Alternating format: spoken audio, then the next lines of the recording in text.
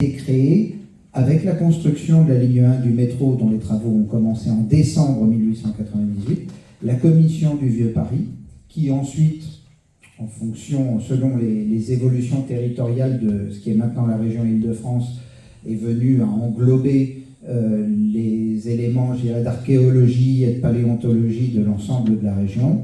Et c'est le métro, c'est grâce au métro, en fait, qu'on a créé des conditions d'études des différents vestiges de toute nature qui ont été trouvés dans le souterrain. Donc, entre guillemets, c'est une donnée d'entrée qui est prévue, un aléa accepté, et auquel, je dirais,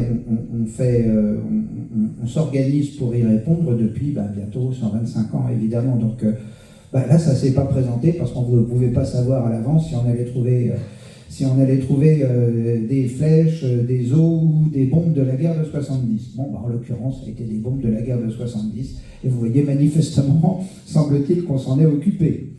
Je donnerai une lumière d'espoir, mais pas complètement totale, à notre auditrice qui a glissé dans les voitures du métro les matériels roulants entre le moment où ils sont mis en service et le moment où ils sont réformés. Ils font aussi parfois l'objet d'évolutions. Alors il y a parfois des choses qui ne bougent pas, mais on peut se rendre compte à l'usage qu'une poignée qui était là va descendre là. Donc c'est déjà arrivé, ça arrivera encore. Ça ne garantit pas que l'incident dont vous avez souffert soit résolu, mais il y a des évolutions dans les matériels roulants. Enfin, je dirais un petit mot au maire qui est parti, qu'en fait, ce n'est pas son prédécesseur qui a commencé l'histoire du métro au Lilas, et on va en parler plus en détail, mais en fait, la première fois qu'on a envisagé de prolonger le métro sur une partie du tracé qui est sur le point d'être mis en service, c'est dans un plan dessiné en 1928 et validé en 1929. Ça fait donc 95 ans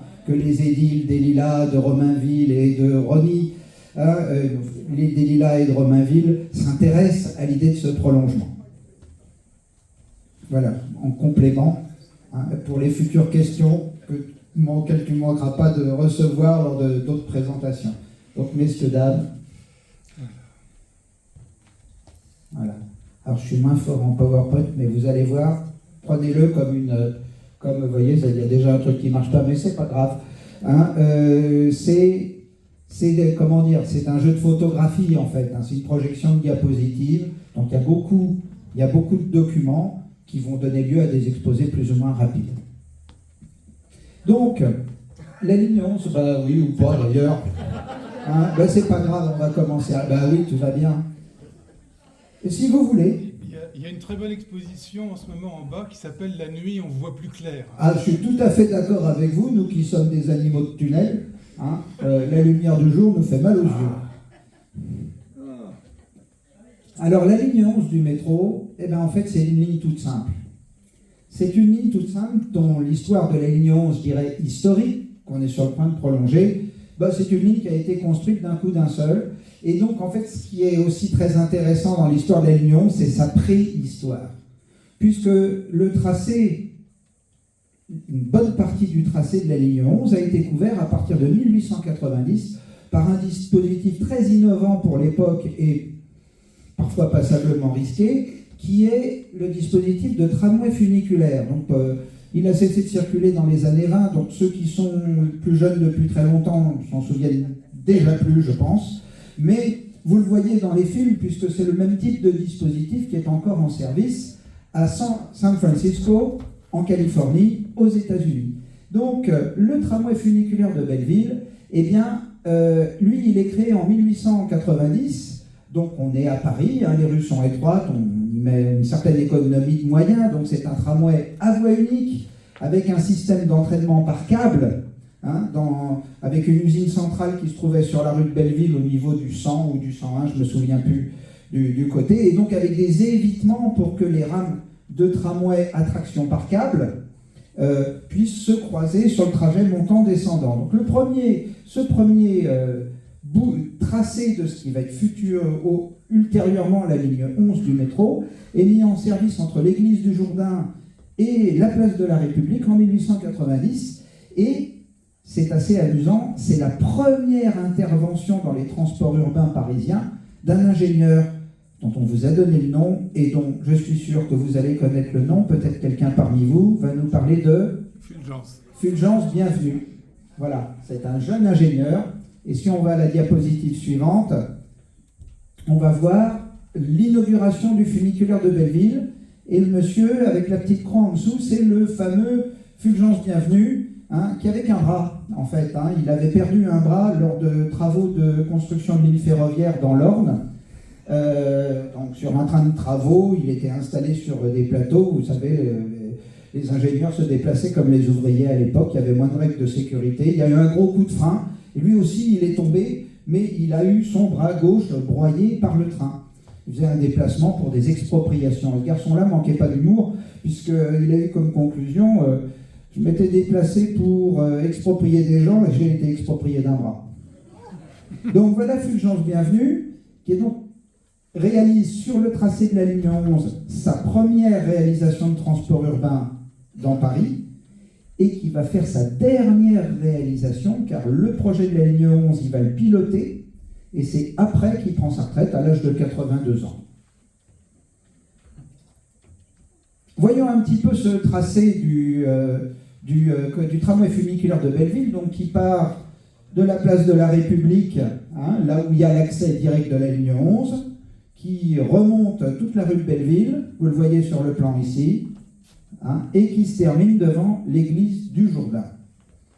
Alors ça fonctionne par gravitation, ce système-là, ça tient à un câble, et puis une fois de temps en temps, c'est arrivé 2-3 fois, je crois qu'on va l'avoir dans une image, on l'aura vers un peu plus loin. Bon, une fois de temps en temps, le câble il se casse, et puis le machin, il finit dans un kiosque à journaux. Voilà, donc il y avait 21 premières voitures, 5 mètres de long, 1,60 m de large, qui avaient une capacité de 22 personnes. 5 sur chacune des plateformes et 12 sur les 2 banquettes en long qui se faisaient face. Bon, je ne l'ai pas vu moi-même. Le conducteur attrapait le câble avec un espèce d'embrayage avec une poignée qui serrait le câble progressivement pour avoir une accélération progressive et ensuite pour le serrer. Et puis au moment de s'arrêter, il lâchait le câble et comme on est en rampe, très rapidement, il devait serrer le frein. Vous regardez des vidéos du fonctionnement des cable cars de San Francisco, vous verrez, c'est quand même un système assez sportif. Le câble tourne à environ 12 km/h. Voilà, serrer le frein à main et disposer d'un frein à patins sur le rail et des sablières pour pas que ça glisse. Sauf les fois où ça glisse. Encore quelques images sur la diapo suivante, quelques images trouvées dans les collections. Donc vous voyez le trajet et le tracé du tramway funiculaire de Belleville. En 1895, 4,5 millions de voyageurs étaient transportés et ont passé d'une voiture à 2 voitures pour passer à 57 personnes par cet ensemble. C'est exploité par une compagnie privée indépendante qui est récupérée par la ville en 1910 et insérée dans l'exploitation des transports parisiens. La ligne est remise à niveau à la fin de la guerre, peut arrêter en 1924 parce que c'est quand même des composants extrêmement fragiles et usants. Et donc on va mettre un autobus. Et vous allez voir, ça va se compliquer. Diapo suivante, juste pour terminer. L'usine d'entraînement du câble, son dépôt, donc à l'angle de la rue de Belleville, là où se trouve ce bâtiment, et un billet à 10 centimes pour le trajet. La diapo suivante va nous montrer le bruit. Il y avait un bruit de trompe qui annonçait, mais qui effrayait les chevaux. Les charrettes lentes à se dégager étaient souvent accrochées, voire percutées. Le 6 janvier 1906, une rupture de grippe le faisait défaler à toute vitesse et dérailler dans le faubourg du Temple, 17 blessés, 2 collisions graves et une nouvelle rupture de cap qui fait 14 blessés en janvier 14. Donc rapidement, avec le développement du métro, on voit qu'on ne va pas conserver ce système à faible capacité, passablement complexe à exploiter et à maintenir, et on va rapidement insérer le sujet dans le projet du métro. La photo suivante, il est remplacé en 1924 par un autobus de la STCRP, donc qui est une entreprise qui a précédé la RATP et qui exploitait le réseau de surface, alors que dans le métro, c'était la CMP, Compagnie du chemin de fer du métropolitain de Paris. On voit les véhicules partant à la casse, Hein. Voilà, aujourd'hui, on emploie des termes un petit peu plus... Aujourd'hui, on déconstruit les voitures et on les recycle. Bon, bah là, on n'a pas dû recycler grand-chose. Hein. Et voilà, les voitures du funiculaire à la casse à ici. Diapositive suivante. Et là, donc, on va quand même rentrer sur un sujet assez structurant. Le métro de Paris, notre métro, il a été constitué en 2 plans et demi. Le premier plan, c'est celui que l'on décide en 1895, que l'on commence à construire en 1898 et qu'on met en service à partir de 1900. C'est le premier squelette du métro. C'est les lignes 1 à 6 dans leur intégralité, à quelques détails près que je vous passe le détail. Le nord de la ligne 7, l'ouest de la ligne 8, un petit morceau de la ligne 10. À cela s'ajoutent en 1910 2 lignes privées, le nord-sud, porte de la Chapelle, porte de Versailles, Saint-Lazare, porte de Clichy, porte de Saint-Ouen. Mais dès 1901, on se rend compte que le premier squelette, qu'on va donc appeler le premier réseau du métro, qui va être insuffisant et qu'il va falloir concevoir un réseau complémentaire. Alors il y a tout un temps de discussion pour concevoir ce réseau complémentaire, qui va se conclure vers 1912. Et donc, vers 1912, on ajoute aux premiers éléments ce qu'on a décidé d'y rajouter. La ligne 5, bon, elle n'apparaît pas encore sur ce plan-là, la ligne 5 vers Porte de Pantin, mais toutes les lignes en bleu, donc qui sont une grosse moitié de la ligne 7, 2 tiers de la ligne 7, 2 tiers de la ligne 8, les lignes 9, les lignes 10 et la ligne 12, et le sud de l'actuelle ligne 13, on va les ajouter. Mais il y a eu 10 ans de discussion pour arriver à faire ce plan complémentaire, et c'est dans cette période de 10 ans, puisqu'on voit que le tramway funiculaire il est fermé en 1924, c'est ce que je vous ai dit, 24, 22, j'étais trop petit, je ne me souviens plus de la date. Et donc, on va insérer dans ce réseau complémentaire le tracé de la ligne 11, et ce premier tracé de la ligne 11, il ne va que de République à Porte des Lilas, dans le réseau complémentaire. Et puis, c'est ultérieurement, dans le courant de la conception, dans les années 20, qu'on va se dire, cette ligne 11, on va l'envoyer jusqu'au Châtelet.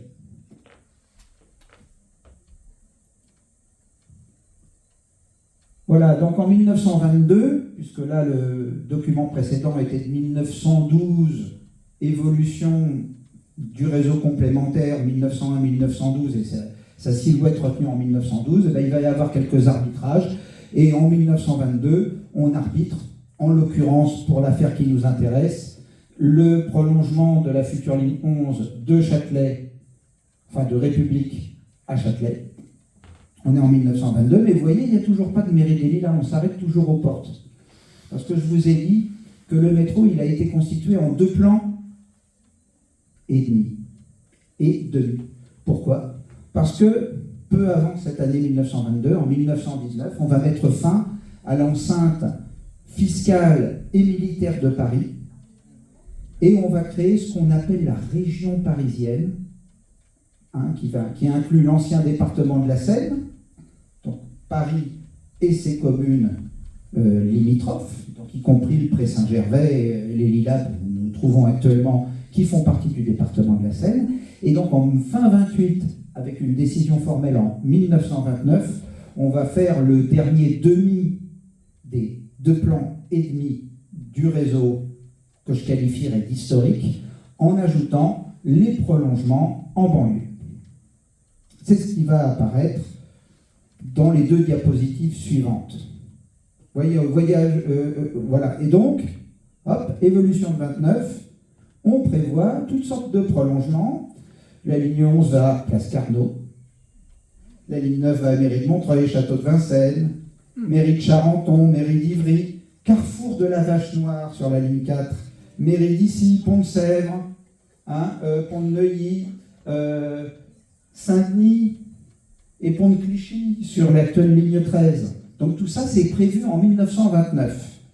Et puis, on va commencer à le réaliser, et rapidement ouvrir les premiers prolongements en banlieue, le premier en 1934 à Pont de Sèvres, et arrive en 1937 le prolongement de la ligne 11 à Mairie-des-Lilas. C'est un premier acte. Mais qu'est-ce qui va se passer en 1939 ? Il y a la guerre. Donc on va tout arrêter et on va mettre beaucoup de temps à s'y remettre parce que la guerre, on l'a gagnée, mais ça ne nous a pas empêché d'être ruinés et pauvres une fois après l'avoir gagnée, cette guerre. Donc, à un moment, les gouvernants, on a voté pour, qui dépensent l'argent public avec notre mandat, ils vont faire des choix, on peut les aimer, on ne peut pas les aimer, mais c'est les choix qui ont été faits. Et donc il va y avoir une période d'interruption de développement du métro de 1952 à 1968, et dans les développements qui se sont refaits à partir de 1968, on allait bien au-delà de la limite géographique qu'on s'était donnée, c'est-à-dire l'ancien département de la Seine, mais à contrario, certains prolongements prévus en 1929, ils sont en train d'arriver maintenant, ou ils sont arrivés depuis les années 70 jusqu'à nos jours. Et voilà justement notre affaire. Donc là, on est dans le plan de 1928 validé en 1929. Vous voyez, on a la ligne 9 qu'on avait déjà construite et qu'on va terminer. La ligne 11, ça y est, c'est décidé, elle va au Châtelet. Et donc, la ligne 11, elle a aussi une autre caractéristique intéressante, c'est que c'est la seule ligne du métro de Paris où on a construit en même temps la section intramuros et la section de banlieue. Alors, il y a un petit décalage dans le début des travaux, mais quand la ligne 11 a été ouverte en 1935 jusqu'à Porte des Lilas, le chantier qui suivait, jusqu'à Place Carnot, eh bien, il était déjà en cours d'exécution. Et là, je répondrai, si vous voulez bien me rappeler, la personne qui a posé la question sur l'atelier de maintenance. Madame, vous voyez, il y a 3 stations qui sont prévues en 29, Mairie des Lilas, rue de la Liberté, Place Carnot. Après, il n'y a plus que des betteraves qui poussent à l'époque, il faut quand même regarder le monde tel qu'il est.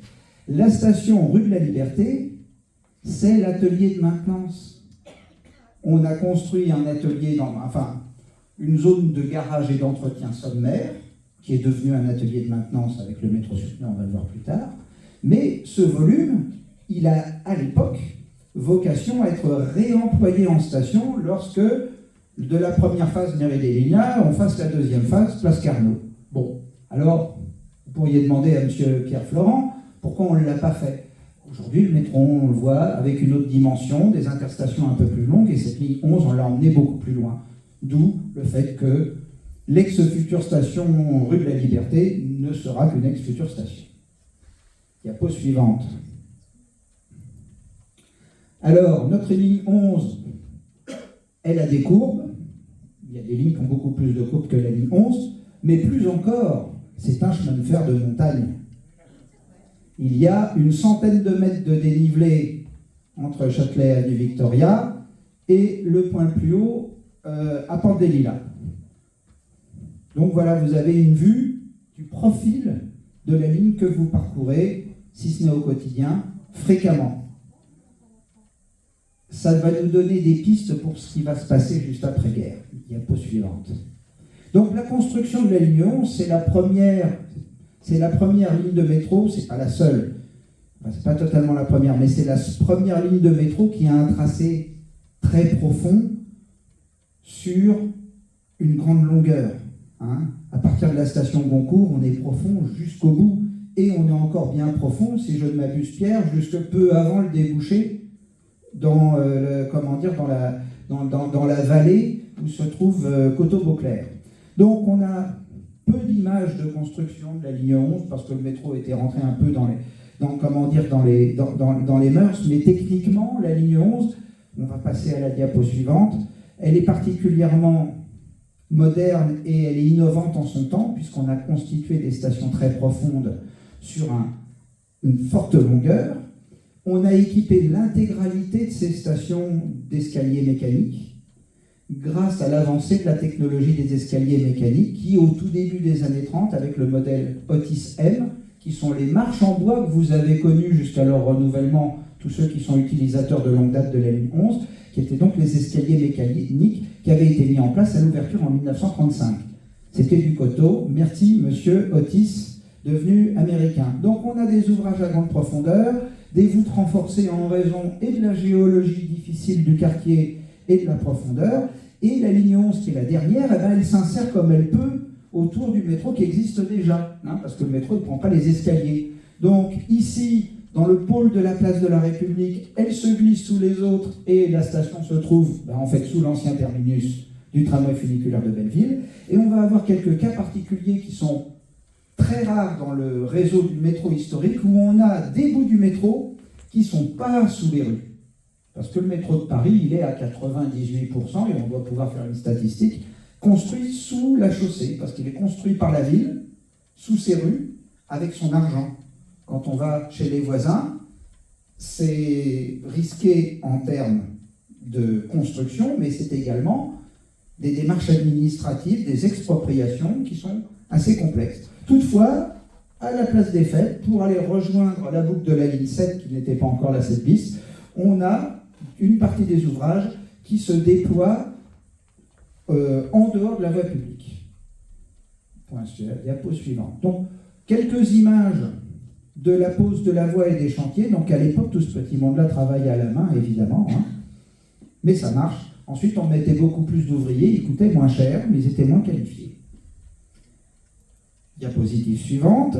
La mise en service en 35 de Châtelet à Porte des Lilas, hein, où on voit quelques sommités, et le prolongement en 1937 à Mairie des Lilas. Donc vous voyez la profusion de décorations et de lilasiens qui attendent le métro depuis un certain temps, et donc qui participent joyeusement à cette inauguration. Si je peux me permettre, ici on a notre maire Eugène Decroix. Moustache blanche. Et ben voilà, moi ça j'aurais pas su.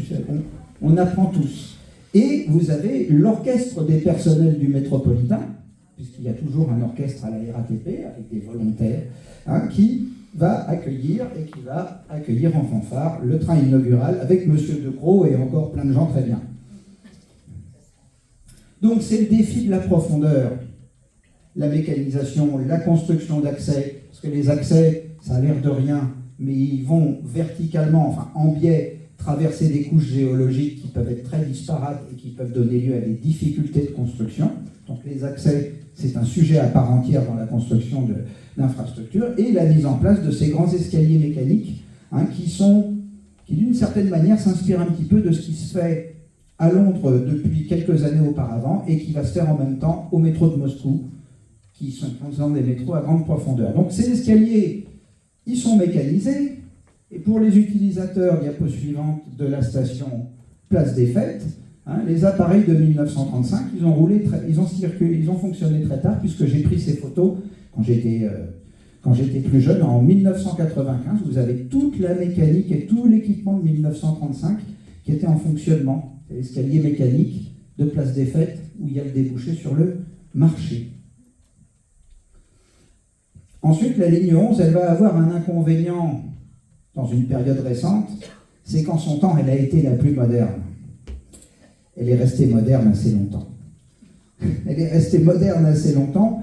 Aussi, dans les années 80, on avait encore la survivance d'équipements d'exploitation extrêmement simples, mais très robustes, qui, pour le trafic qu'il y avait à l'époque, suffisaient et qu'on a fait survivre pendant 50 à 60 ans. Comme vous voyez, ces téléphones à manivelle, hein, ils ont été pris en photo couleur.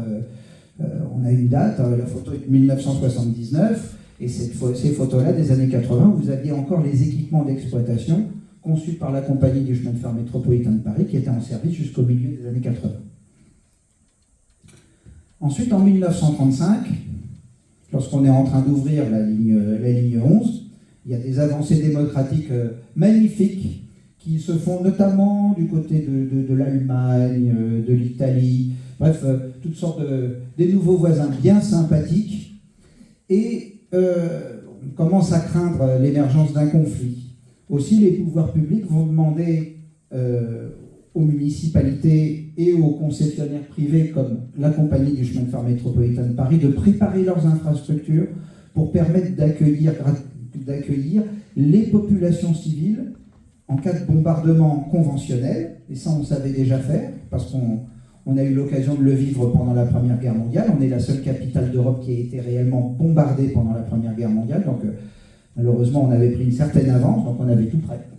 mais également de se protéger contre les risques de bombardement chimiques. Hein, le fameux gaz moutarde ou hypérite de la guerre de 14. Et tous les belligérants, en 1919, au traité de Versailles, ils ont écrit dans les lois de la guerre, parce qu'il paraît qu'il y en a, qu'on pourrait continuer à s'entretuer, mais que ça c'était trop sale et qu'on s'en servirait pas.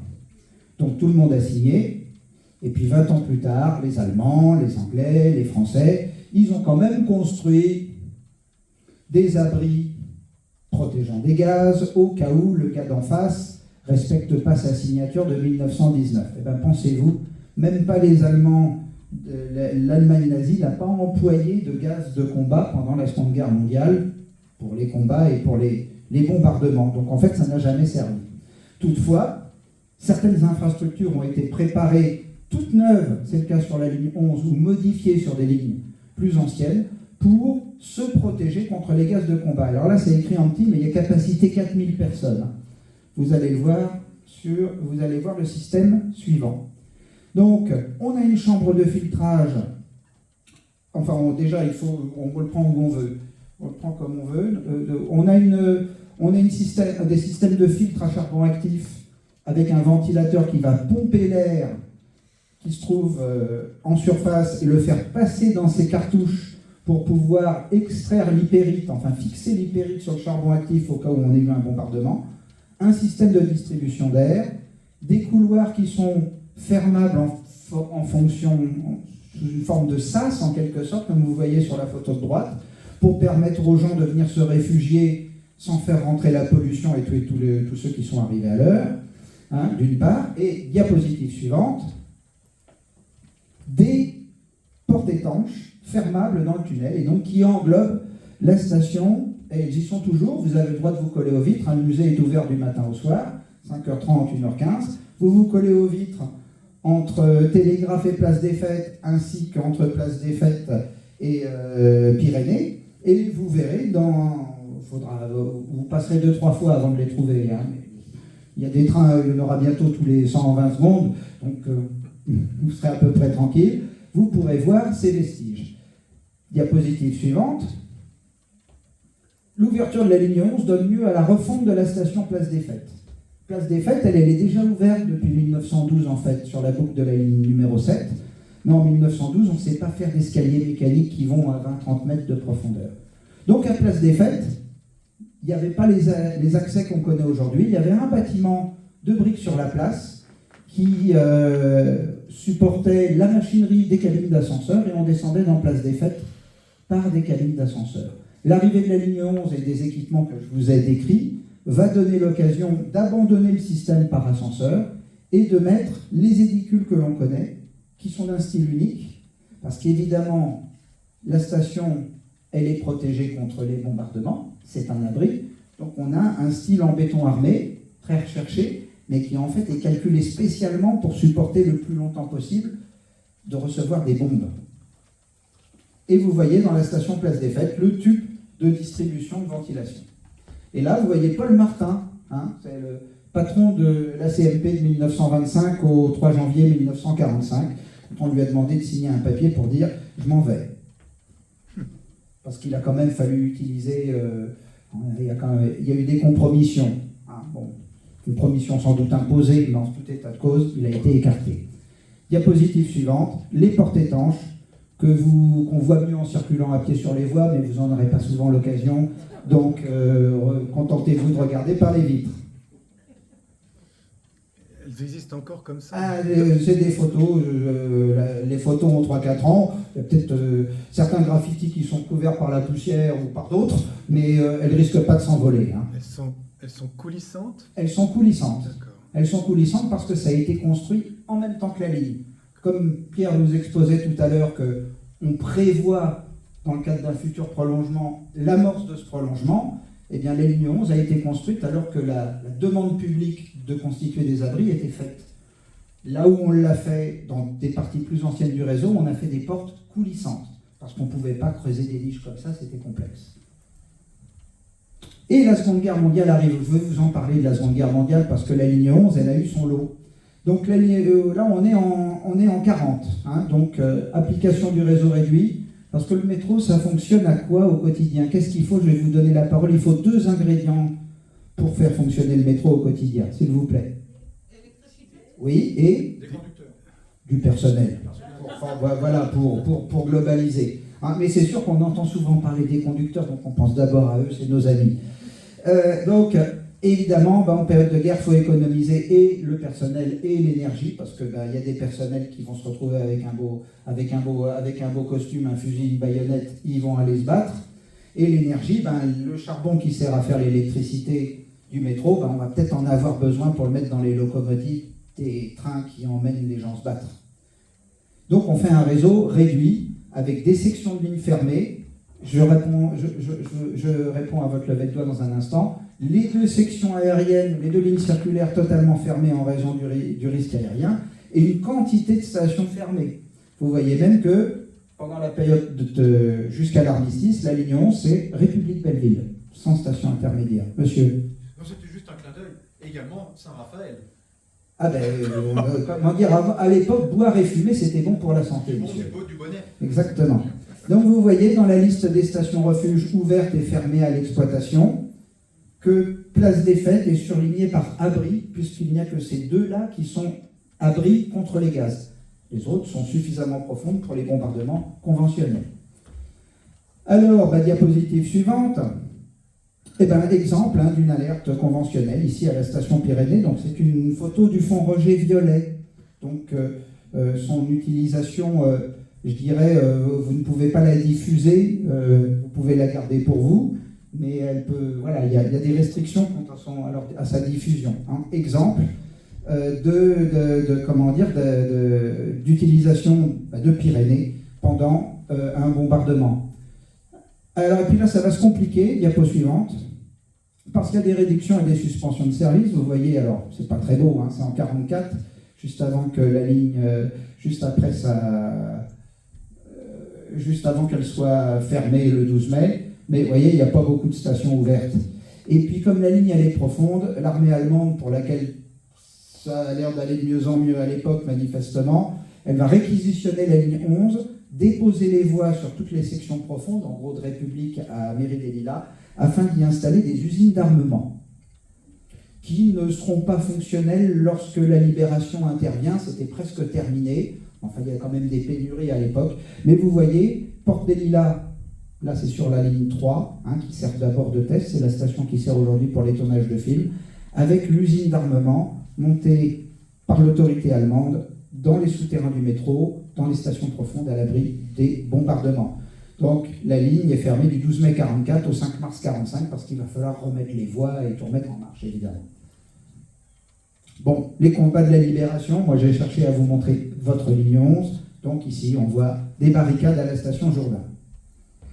Puis arrivent les années 50.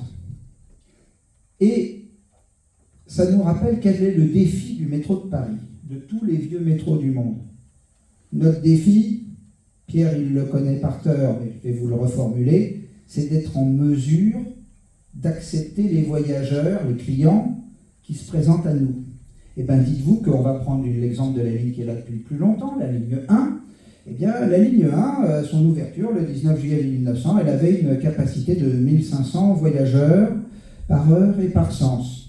C'est ce que vous mettez dans un train et demi de la ligne 1 d'aujourd'hui. C'est-à-dire qu'on va chercher des astuces avec des techniciens, des solutions techniques sur la qualité de la voie, les performances de la signalisation, l'alimentation électrique, les performances des trains, l'accélération et le freinage, etc., pour augmenter la capacité de transport sans pousser les murs que nous a donné Fulgence Bienvenue et ses camarades. Parce qu'on est dans les mêmes murs, pour ainsi dire, sur la ligne 1 maintenant, qu'on l'était en 1900. Pourtant, ce qu'on transportait en 1 heure, on le transporte en 2 minutes. Donc, il faut trouver des solutions. Et l'une de ces solutions qui va être testée grandeur nature et validée sur la ligne numéro 11, c'est le métro sur pneumatique. Parce qu'il a de meilleures accélérations, meilleur freinage, on peut se retrouver par terre d'ailleurs. C'est très juste. Et donc, on a, à longueur équivalente de voiture, on augmente la capacité de transport parce qu'on a augmenté les performances en accélération-freinage des trains. Donc le métro sur pneus, vous savez, le métro, c'est quand même un truc qui marche pas trop mal, vous avez peut-être remarqué. Parfois, il y a des gens bizarres, mais on nous les pardonne parce que ça fonctionne. Et pourquoi? Parce que lorsqu'on fait une innovation dans le métro de Paris, on n'a pas tout d'un coup, il n'y a pas Pierre qui a une idée géniale. Et puis il y a le chef qui va le voir et il va lui dire, tiens, on va faire ça tout de suite partout dans le métro. Et si ça ne marche pas, qu'est-ce qu'on va faire avec les voyageurs de la ligne 1, de la 4, de la 11 ou d'ailleurs? Donc à chaque fois qu'on envisage une innovation technologique, on va prendre le temps et vous voyez que les trains vont rouler à vide pendant 1 mois parce qu'il faut vérifier, là c'est fermé pendant 1 semaine pour vérifier le bon fonctionnement des systèmes. À chaque fois qu'on a une bonne idée, on va commencer à la faire une maquette, après on fait un véhicule, si c'est un train, le prototype de métro sur pneus qui a roulé de 51 à 56 entre Châtelet et Pré-Saint-Gervais. Et puis à chaque fois qu'on a passé un stade où on se dit ça marche, on va continuer à vérifier pour être sûr que ce qu'on veut faire dans quelques années sur la ligne 1, que ça va fonctionner du premier coup. Parce que les voyageurs, ils vont venir quand même, même si ça ne marche pas, il va y avoir un peu de cohue. Et la ligne 11, compte tenu de ces fameuses courbes dont on parlait tout à l'heure et de son profil de ligne de montagne, a été choisie comme terrain d'expérimentation et de potentielle validation du concept de métro sur pneus. Ce n'était pas la ligne la plus chargée. Donc on a pris le risque, dans les années 50, d'avoir des petits défauts d'exploitation en testant une innovation, parce qu'on s'est dit on pourra la finaliser là. Les voyageurs de la ligne 11, je suis désolé pour eux, mais c'est eux qui prendront, parce qu'on ne peut pas le faire porter ça aux voyageurs de la ligne 1, de la ligne 4 et de la ligne 7, et on va finaliser le concept de métro sur pneus sur la ligne 11, avant de le déployer ailleurs, 1, 4, 6, métro automatique, ligne 14, etc. Donc là, vous voyez les tests, et en bas à droite, la mise sur pneus de la ligne 11. Alors c'est l'affaire du siècle, diapo suivante. Voilà. En juillet prochain, le métro roulera sur des rails en bois. Il faut faire confiance aux journalistes quand même. Et oui, parce que les premières pistes de métro sur pneumatique, c'était des pistes de bois. Donc on voit ici un peu de la communication d'entreprise, publicitaire ou presse, qui a accompagné l'arrivée du premier métro sur pneus du monde en service voyageur à partir de 1956 entre Châtelet et Mairie-des-Lilas. Donc évidemment, on est arrivé dans les années 50, les trains ont plus le même aspect que les Ramstrak Thomson. À l'intérieur, c'est moderne, avec des tubes fluorescents, des sièges mous dans les 2 classes, du formica partout. Enfin voilà, c'est l'avenir radieux qui est présenté aux voyageurs. Donc, là où on avait des positions de garage et de petit entretien des voitures de métro, on va créer ce fameux atelier des Lilas, puisque au début, la ligne 11, elle est toute seule, et pour maintenir des trains roulant sur pneus via des lignes à roulement fer, car elle est raccordée à la ligne 3 Arts et Métiers, la ligne 3, elle n'est pas sur pneus, il faut démonter les pneus. Ça commence à devenir compliqué. D'où l'atelier de maintenance des Lilas, disparu depuis peu. Et ça donne lieu, dans les années 50, diapo suivante, à des photos en couleur, 1956. Et là, c'est un représentant du métro de Moscou qui vient voir comment c'est magnifique ce que l'on a fait.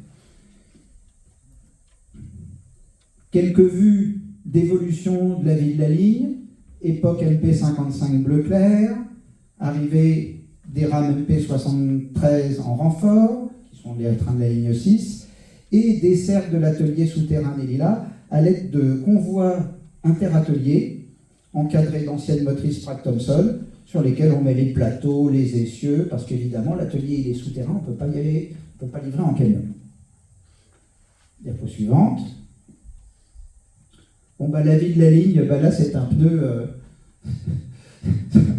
c'est une route d'épanage au terminus Châtelet dans les années 70.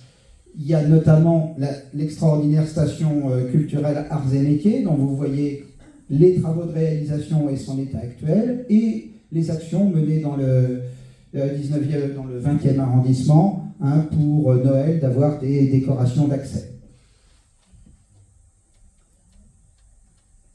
Donc les MP55, les premières rames prototypes, ils ont fini par partir, et pour ceux qui s'en souviennent, en janvier 1999, il y a eu une belle manifestation place de la République pour le départ de ces trains, avec exposition de véhicules à l'extérieur, d'autres innovations de l'année 55, donc une DS toute neuve par exemple, circulation d'un train spécial, radio, musique, concert, ça c'était pour la fin des MP55. Et bon, on va remplacer les MP55 par des MP59, donc des véhicules qui ont 4 ans de moins. Donc, et on arrive, et à la fin de mon diaporama, puisque la suite de l'histoire, c'est celle qu'a conté Pierre, hein, avec prolongement et modernisation, où on voit qu'Auto-Beauclerc a une phase plus ancienne de travaux, c'est il y a 2 ans, et la période de superposition des matériels roulants sur la ligne 11, on voit ici donc à Mairie-des-Lilas. La diapo suivante vous présente en images les travaux de l'association dont je suis l'un des membres actifs, l'association ADEMAS, donc qui préserve et rénove des voitures Sprague Thompson du métro avec un fonctionnement autonome hors métro en vue de constituer un chemin de fer touristique. Alors si ça vous plaît, vous pouvez soutenir, adhérer, il y a même une réduction fiscale pour les gens qui payent une cotisation, enfin bref, vous n'avez pas d'excuses. Merci de votre attention. Merci.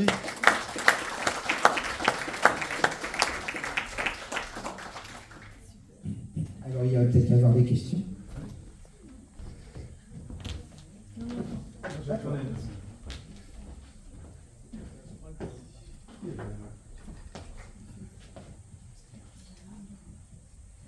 C'est là, monsieur. Est-ce qu'il existe encore des voitures avec des roues en métal? Ah oui, il en existe sur les lignes 2, 3, 5, 7, 8, 9, 10, 12 et 13. Et c'est parti pour durer, puisque le métro sur pneus, c'est une innovation des années 50, car c'était le seul moyen qu'on avait trouvé d'augmenter la capacité de transport en ayant de meilleures performances de train. Mais entre-temps, il y a quand même des gens qui travaillent, hein, et qui ont trouvé le moyen d'améliorer la traction ferroviaire, le roulement ferroviaire conventionnel pour arriver à avoir de meilleures performances. Et la prochaine ligne de métro va être totalement automatisée à l'horizon 2034, un truc comme ça. Alors l'avantage quand on dit à l'horizon il avance autant qu'on avance, c'est un peu comme le prolongement de la route, mais vous voyez finalement il s'ouvre. Hein. Eh bien, ce sera la ligne numéro 13 qui est à roulement conventionnel métallique. Le métro sur pneus a été fait sur la ligne 11 pour valider le dispositif, sur la ligne 1 et sur la ligne 4 pour faire face au trafic dantesque qu'il y avait à l'époque parce qu'il n'y avait pas encore le RER, le trafic qui est toujours dantesque, et sur la ligne numéro 6 en raison du caractère essentiellement aérien de la ligne 6. Les métros sur pneus ne font pas vraiment moins de bruit, mais ils ne font pas le même bruit, et c'est moins agressif aux riverains. Donc ça sera pas généralisé alors. Oh ben, on n'est pas parti pour. Hein. Il n'y a pas besoin en fait. C'est notre argent en fait. Hein. Je voulais vous dire aussi que j'ai fait avec Sylvain d'ailleurs une visite avec Ademas. Et il faudrait que vous fassiez de la réclame parce que vous faites des visites guidées dans le métro. Effectivement. La dernière que j'ai faite, que nous avons faite, c'est à partir du métro Gambetta. Voilà. Et c'était très bien. Voilà, on fait des Parce que parcours. je ne sais pas s'il y a beaucoup de personnes qui sachent que vous organisez des visites guidées. Je vous remercie beaucoup d'avoir suscité la publicité et c'est bien aimable. Donc, à peu près tous les mois, on propose, l'inscription se fait en ligne sur le site internet. Ademas, ça s'écrit ADEMAS. Si vous mettez dans un moteur de recherche Ademas et métro, vous nous trouvez. Et donc, on propose des visites conférences, des visites guidées touristiques. Donc, vous voyez, j'ai quand même une certaine verve. On en fait une demain matin. Et on a plusieurs parcours, dont un au départ de Gambetta. Et on sera naturellement très heureux de vous y accueillir contre une participation relativement raisonnable.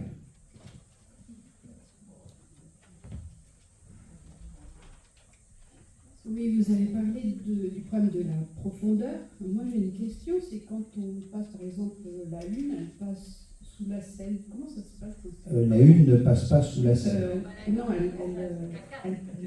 il y a un pont, ça traverse la Seine. Alors, comment on traverse la Seine? Voilà, alors, je peux vous le faire en 2 minutes ou en 2 heures.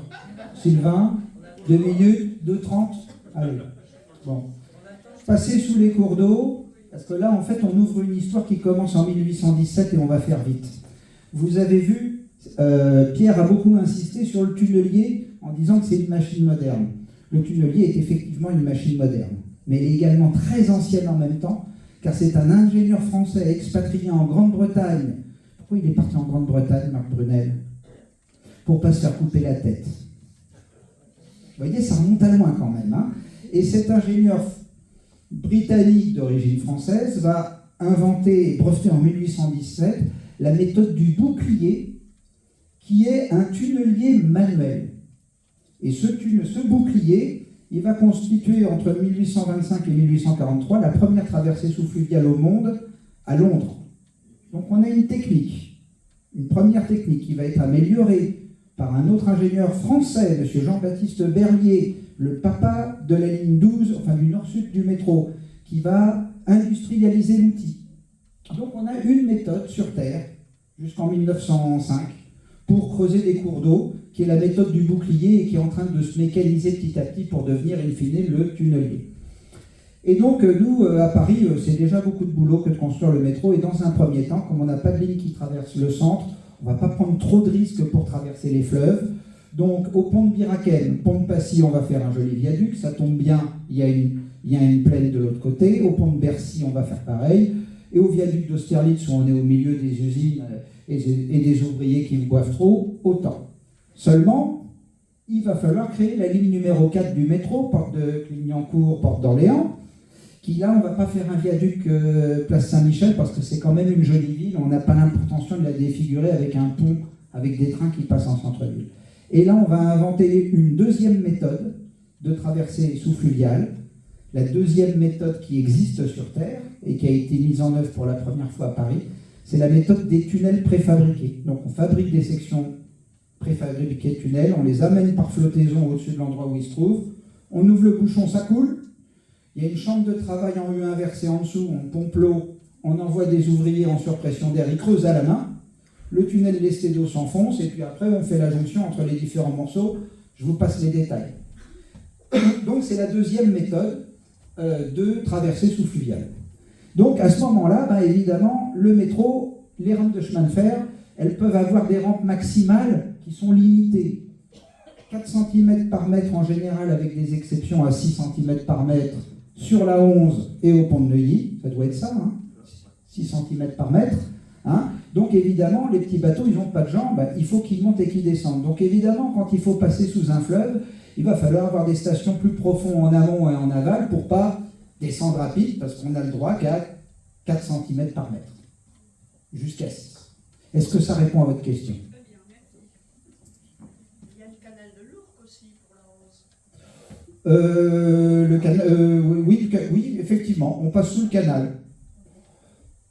C'est moins difficile. C'est compliqué, il faut le faire, hein, mais on l'avait déjà fait en 1901 pour la construction de la ligne 3, et en fait la première traversée d'une voie d'eau souterrainement du métro de Paris, c'est pas la ligne 4 au Châtelet, entre Châtelet et Saint-Michel, c'est la ligne 3 sous le canal. Alors en pratique, pour ces ouvrages-là, on ferme le canal, on entretient le canal pendant 45 jours et on va construire très vite 15 mètres de tunnel en 45 jours.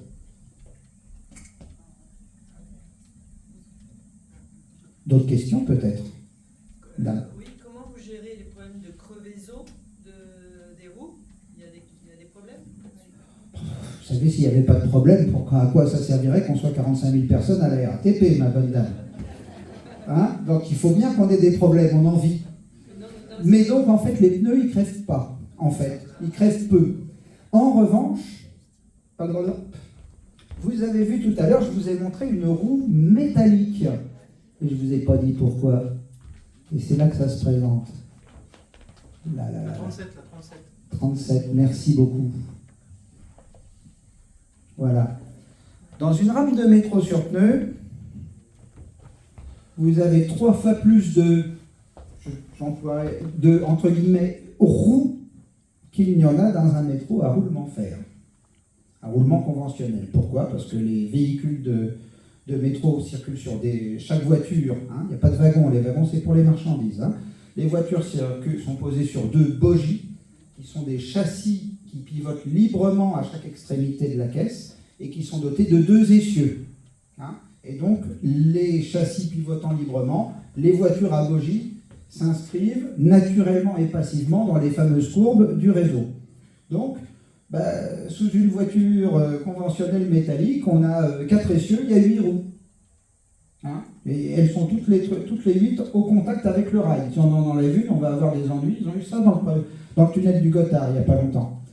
Quand on a inventé le métro sur pneus, on avait déjà notre standard de métro et il fallait qu'il s'insère dans le standard du métro de Paris.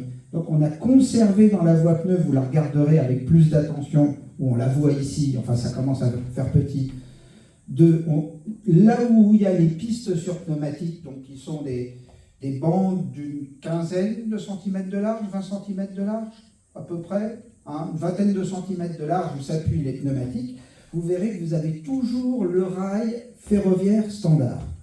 Pourquoi? Parce que le train de travaux que Pierre nous a montré pour les... Et c'est pas un métro sur pneus en fait, hein, on ne va pas trimballer 60 tonnes de ballast avec des véhicules sur pneus. Donc le train de travaux, lui, il est en roulement fer. Si on a un échange de matériel, s'il faut amener des véhicules à pneus sur la ligne 11 par la voie ferrée, c'est-à-dire par la ligne 3, on va enlever les pneus. Donc dans un métro sur pneus, vous avez les 8 roues en contact avec la piste, qui sont les roues sur pneus, mais la roue métallique du chemin de fer, elle est en métal, et elle a un boudin qui va venir se caler naturellement sur le rail de roulement pour garantir le cheminement du train sur sa voie. Le pneu, c'est du caoutchouc, c'est quand même moins dur que l'acier, nous sommes tous d'accord là-dessus, il n'y a pas de boudin, et s'il y en avait un, ce serait qu'un boudin en caoutchouc. Donc il faut quand même que le train il aille sur la voie et pas ailleurs. Donc dans le métro sur pneus, en plus des 2 pistes pneumatiques, on a 2 barres latérales sur lesquelles s'appuient 8 autres roues par voiture, qui sont toutes à l'angle de chaque bogie, qui sont des roues de guidage qui garantissent le cheminement du train pneu sur sa voie pneu. Ces barres de guidage servent en même temps à l'alimentation électrique du train. Mais effectivement, si on a un pneu qui se dégonfle, qui crève, ça tombe bien, n'oubliez pas, on a toujours notre voie métallique en dessous. Donc derrière le pneu, vous avez une roue de sécurité métallique qui prendra le relais, ou dans les ateliers pour certaines manœuvres, sur certaines voies, il n'y a pas y avoir de piste pneu, c'est la roue métallique qui va rouler de manière conventionnelle en quelque sorte sur le rail de roulement. J'espère que je ne vais pas vous avoir trop perdu avec cet exposé technique. Monsieur. C'est Michelin qui fait les pneus comme les premières Michelin SNCF? Je ne sais plus si c'est toujours Michelin maintenant, mais initialement ça a été Michelin. C'était extrêmement moderne. Il y a un monsieur là-bas? Oui, à propos de Rivière, que sur le tracé de la prolongation de la ligne 11 est devenue la Duisse. Moi j'en sais rien. Elle a peut-être été diluée dans du Ricard. C'est pas moi qui l'ai bu. Pierre, est-ce que tu as une réponse sur la Duisse? Elle est toujours là, en fait, on l'a contournée, elle est busée, je crois. Là, à l'endroit où on passe le plus près, c'est au niveau de la station La Duisse, justement. Elle est juste à côté, en fait, de la station. Mais nos ouvrages sont séparés, donc on ne la touche pas. On n'a pas eu de travaux particuliers à faire sur ce busage, en fait, qui existe déjà. Il était prêt, ça doit dater d'il y a bien longtemps, j'imagine. Ouais, je pense, je sais pas, c'est un ouvrage en briques, enfin, ça doit dater moins d'une centaine d'années. Comme la Bièvre, en fait, comme la Bièvre dans Paris, elle est canalisée en égout. Bon, donc moi, ça, j'envisage rien à la magie. Je pense que, en tout cas, aucun de nous deux ne saura vous répondre sur d'autres sujets concernant la Duisse. Et puis, monsieur le maire est parti. D'autres questions, peut-être? Interrogations, des expériences à partager?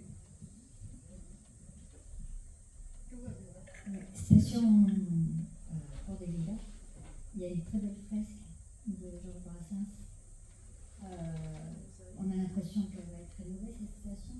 La station va être certainement rénovée parce que je peux me permettre de dire devant le chef d'opération que je crois qu'elle en a bien besoin. Hein. Et vous voyez là qu'on a apporté là une station beaucoup plus récente que des stations qui ont également leur faïence d'origine depuis 1908 et qui se portent mieux. Pourquoi? Parce que même en hauteur, on est contraint par la nature souterraine qui nous entoure, la géologie, en l'occurrence l'hydrologie, puisqu'on a une nappe phréatique locale sur le plateau de Belleville, qui a donné lieu aux ouvrages des sources du Nord, avec les regards classés monuments historiques que vous voyez autour de la place des Fêtes. Et donc ces aménagements que je qualifierais de récents par rapport à d'autres, parce qu'on ne date que de 1935, eh ben, vous voyez, ils se dégradent. Alors, je suis incapable de vous dire si cette fresque va être sauvegardable ou non. J'aurais tendance à dire que ça me semble difficile de conserver celle-là. Mais oui, mais enfin, les petits carreaux, ils sont collés, vous ne les enlevez pas à la pince à épiler, et en fait, quand il va être question de rénover cette station, vous allez voir, elle va être fermée pendant un bout de temps. L'ensemble de l'enduit des carreaux, on va aller gratter jusqu'à la maçonnerie, parce que les tunnels du métro sont construits en pierre, hein, pour aller reprendre les étanchéités d'ouvrage. C'est quand même un boulot un petit peu sérieux, et là ça va être difficile de sauvegarder 3 mètres sur 4 de mosaïque. Alors évidemment, si c'était le sol d'une maison romaine à Pompéi, peut-être qu'on ferait un effort particulier, mais voilà, on n'est pas dans une œuvre d'art historique. Je pense qu'il est probable que Serge Gainsbourg, qui gagne une station, va peut-être perdre sa photo là, hein, on ne sait pas. J'en sais rien, mais moi je ne me mouillerai pas là-dessus. Je travaille au département de la Sûreté, hein, dans votre service. C'est Georges Brassens. C'est Georges Brassens, qu'est-ce que j'ai dit? Oui, c'est la tête. Comme l'intérêt, c'est j'ai dû trop fumer ou trop boire. Encore une question? Alors, j'ai vu la main de gauche en premier.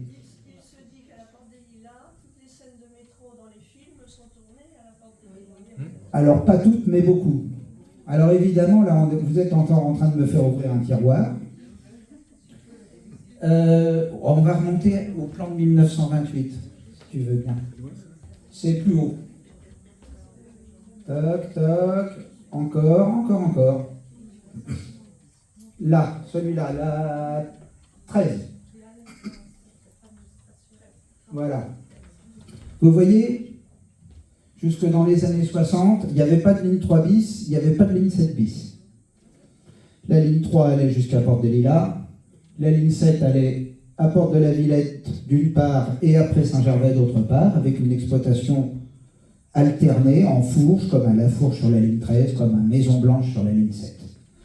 Et puis pour des raisons diverses, dans les années 70, on a transformé ces lignes en bis. Mais ce n'est pas l'histoire. Quand vous prenez le métro à Porte des Lilas, vous avez certainement, enfin moi je vous invite à vous en rendre compte, que vous êtes dans une station qui est gigantesque, avec des couloirs larges. Et ça va s'améliorer avec le prolongement de la 11, ils vont finir par servir les couloirs. Mais vous avez quand même beaucoup moins de monde que vous pourriez en mettre. Et Pierre nous a expliqué que de tout temps, on essaie de faire au juste nécessaire par rapport à des prévisions. Hein, donc on ne fait pas des couloirs de 6 mètres de large quand on estime qu'on devrait pouvoir s'en contenter d'un 4 pendant longtemps. Parce que là, c'est encore une histoire de guerre. Mais la première, lorsqu'on a fait le réseau complémentaire, qu'on a décidé le réseau complémentaire en 1912, on avait la ligne 7 qui allait là, et la ligne 3 qui s'arrêtait à Gambetta. Dans ce réseau complémentaire, on décide la 11, le prolongement de la 3 de Gambetta à Lila, et le prolongement de la 7 d'une station jusqu'à Porte des Lilas. Donc en fait, Porte des Lilas a été conçu pour être le terminus d'une des deux branches d'une ligne très chargée qui est la 7, de la ligne 3 qui est très chargée, et de la ligne 11 qui était déjà assez prometteuse. Donc on a fait de grands accès. Et puis il y a eu la guerre, et après la Première Guerre mondiale, une fois de plus, on a gagné, mais on a gagné en étant ruinés et pauvres, hein, avec la France en ruine et plus de sous dans les caisses. Il a fallu faire des choix de priorité pour le développement du métro, la reconstruction de la France, etc. Bon, le prolongement d'une station de la boucle du Pré-Saint-Gervais à Porte des Lilas avait été construit avant la Première Guerre mondiale et n'a jamais été mis en service après la Première Guerre mondiale. C'est là qu'on a testé d'ailleurs ce métro sur pneus. Donc, à Porte des Lilas, on a une station jumelle de la station de la ligne 3 bis, qui est l'ex-futur terminus de la ligne 7, qui sert pour les tournages de films. Donc, quand vous arrivez à Porte des Lilas depuis Pelleport et Saint-Fargeau, vous vous mettez sur la gauche dans le sens de la marche, Vous regardez avec un très léger angle sur votre gauche et vous allez apercevoir quelques secondes la station qui sert pour faire les tournages de films. Il faut aller grossir le flot des voyageurs de la 3 bis pour se prêter à cette expérience. Mais est-ce qu'elle va être préservée? Ah ben, ou comment dire, un certain Fulgence Bienvenue a dit on ne refait pas le métro. Donc on l'a fait le mieux possible tout de suite. On arrive à faire rouler dans le métro de Fulgence Bienvenue des métros automatiques. Je pense que même qu'après plusieurs verres d'absinthe, Fulgence Bienvenue, il n'avait même pas ce genre d'idée-là. Hein, donc nos infrastructures, qu'elles transportent des voyageurs ou qu'elles n'en transportent pas, se trouvent sous une ville. Donc on les entretient avec le même soin. On gère avec le même soin l'infrastructure qui sert de celle qui ne sert pas, parce que ce n'est pas parce qu'elle ne sert pas qu'on peut la laisser s'effondrer. Et donc dans cette station, c'est une base d'essai pour essayer des technologies, faire des formations et pour tourner les films en environnement métro. Là, La ligne 4 va être automatisée. elle est totalement automatique depuis le 15 décembre. Que sont devenus les conducteurs? Alors, les conducteurs, vous savez, c'est comme nous tous. Hein, il y a des moments où on commence une carrière, il y a des moments où on est au milieu, il y a des moments où on est à la fin.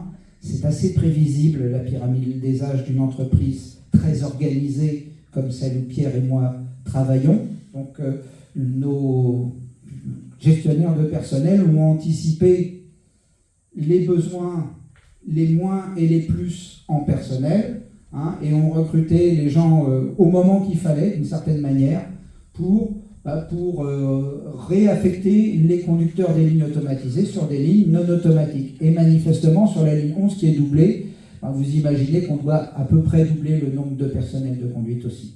Et les personnels de station, parce que quand vous voyez quelqu'un en train de conduire une rame de métro ou en train de vous vendre des billets, ou un agent de sécurité ou un agent de maintenance, vous savez combien il y a de personnes en vrai? Il y en a 5. Parce qu'évidemment, dans le métro de Paris, on ne travaille pas de 8h à midi et de 14h à 18h du lundi au vendredi, sauf les jours fériés. Ça tourne de 5h à 1h ou 2h, tous les jours que Dieu fait. Donc à chaque fois que vous voyez une personne qui travaille, il y en a 5. C'est-à-dire qu'il y a un effectif de 5 personnes pour s'assurer que ce poste soit tenu tous ces jours-là, parce qu'on ne va pas dire « non, le train ne part pas ». Et après la ligne 4, il y aura une ligne automatisée? Pardon? Après la 4, il y aura... Ce sera la ligne numéro 13, perspective 34, 35, à peu près. Oui, mais enfin, c'est pas simple, hein. Regardez, c'est automatiser, regardez les incidences sur le service de la partie exploitée, de rajouter 6 km juste au bout, seulement au bout. Hein, et des accès, etc. Bon, enfin, c'est quand même le 3e gros projet, c'est le 3e gros budget depuis 30 ans, à peu près. Hein, Météor, prolongement de la 14, prolongement de la 11. Mais ça, c'est pas simple, hein. Monsieur ? Est-ce que les catacombes ont gêné la construction des lignes? Oui, mais pas sous la ligne 11, parce qu'il n'y en a pas. Mais oui, tout à fait. Ça a donné lieu notamment dans la boucle de la ligne 7 bis, à la réalisation de fondations qui traversent les remblais des carrières de gypse préalablement remblayées à la fin du 19e siècle pour aller trouver un sol consistant plusieurs dizaines de mètres en dessous. L'addition des fondations sous la boucle de la ligne 7 bis, si vous additionnez tous les piliers, vous les mettez les uns au-dessus des autres, vous avez une tour qui fait combien de mètres de haut, à peu près, à votre avis? Il y a 5 km de piliers sous la boucle de la ligne 7 bis.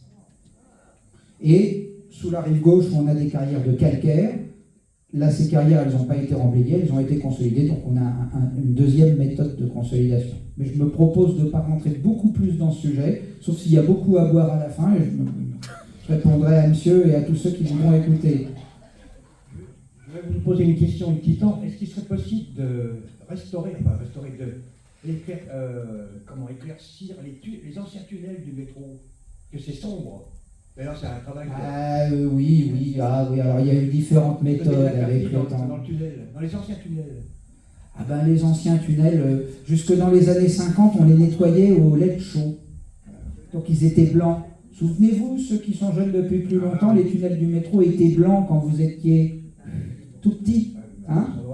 Voilà. Oui, mais sauf qu'on a fait rentrer de la technologie qu'à un moment, le LED show et les petits circuits de signalisation avec 24 volts qui passent dans les fils, c'est marrant, ils ne s'entendent pas, ces deux-là, on ne sait pas trop pourquoi. Donc, on a différentes méthodes de dépoussiérage. Ensuite, effectivement, c'est vrai, le tunnel, il est sombre. Ben, c'est un petit peu sa raison d'être. Oui, parce que les nouveaux tunnels, ils vont être clairs. Ah ben, ils sont clairs jusqu'à ce qu'ils s'assombrissent.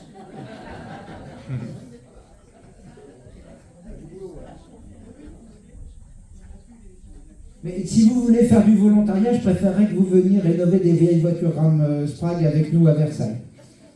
Ça sera plus utile. Messieurs, dames, j'ai répondu à toutes les questions qui ont été suscitées. Voilà. Bon, il est 1h15, ça tombe bien, le métro roule encore 1 heure, on va pouvoir rentrer chez nous. Merci beaucoup.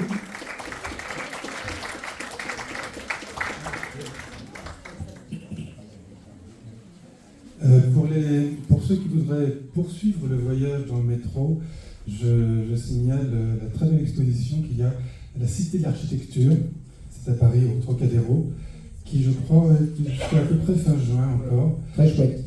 Où il vous montre tout le projet du Grand Paris Express, la GPE, et il vous montre notamment les décorations murales qu'ils ont demandé à des auteurs de bande dessinée qui feront que de nombreuses stations seront illustrées de ce décor vraiment amusant. Encore une manière de ne pas louper sa station pour ceux qui les reconnaîtront. Et puisqu'on en est à ce type d'annonce, à l'automne, normalement, 2 livres qui étaient épuisés depuis très longtemps sur l'histoire du métro vont être réédités. Je donne un coup de patte à chacun de ces 2 livres. L'un, le livre du centenaire du métro, qui dira le livre des 125 ans du métro, et un livre sur l'histoire de la cartographie, c'est-à-dire des plans qu'on a en main, qui devrait donc normalement être réédité, mis à jour à l'automne ou l'hiver prochain. Aux éditions de La Vie du Rail. Ok.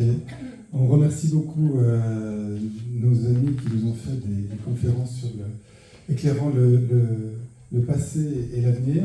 Je vous rappelle que ces conférences se passent dans le cadre des journées analogiques, qu'il y en a une par année, qu'on espère vous revoir l'année prochaine. Le sujet n'est pas encore fixé, mais bon, le métro, ce sera fait. Il est possible qu'on traite les passages culturels entre générations.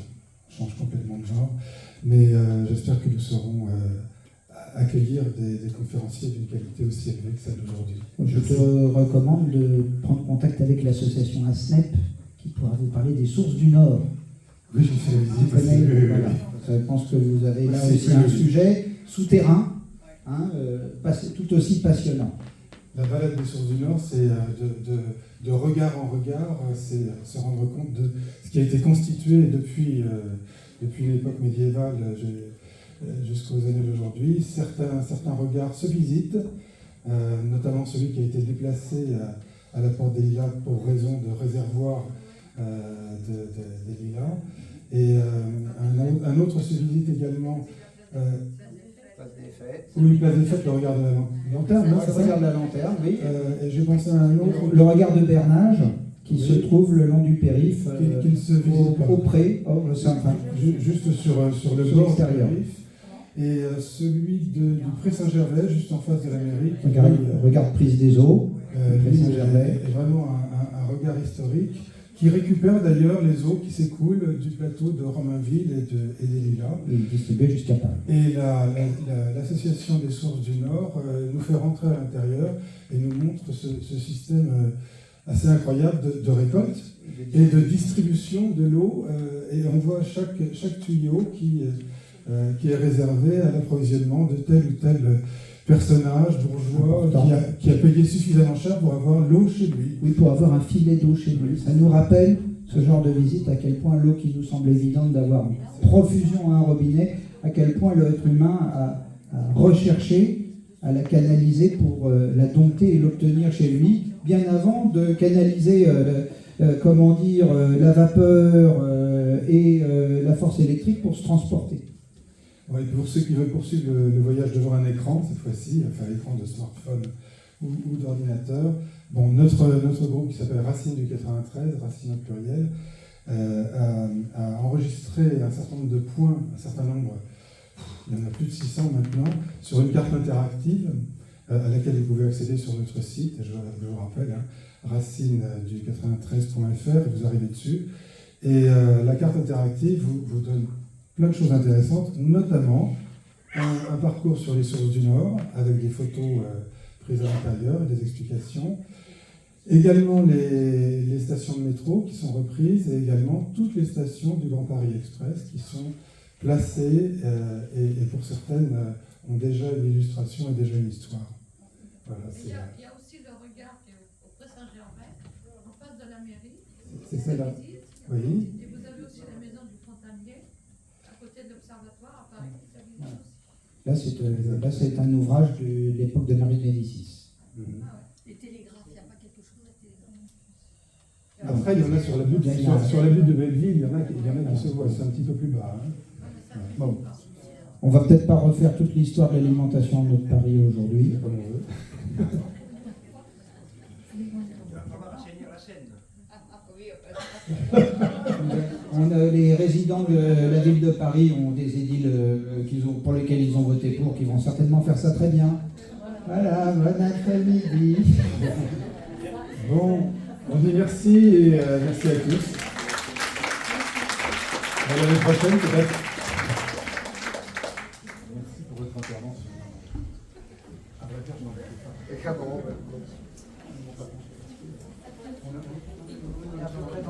C'est bien ça.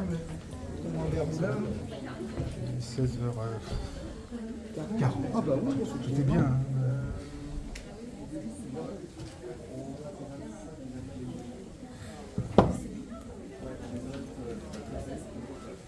Oui, la dame qui a parlé de visite, elle m'a dit à la pause, je vous conseille des visites qui se fait encore au départ de la place d'Angleterre.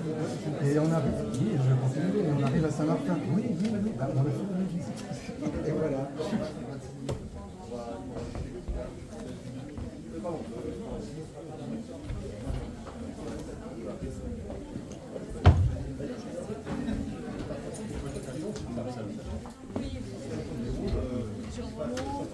Voilà. Ben voilà.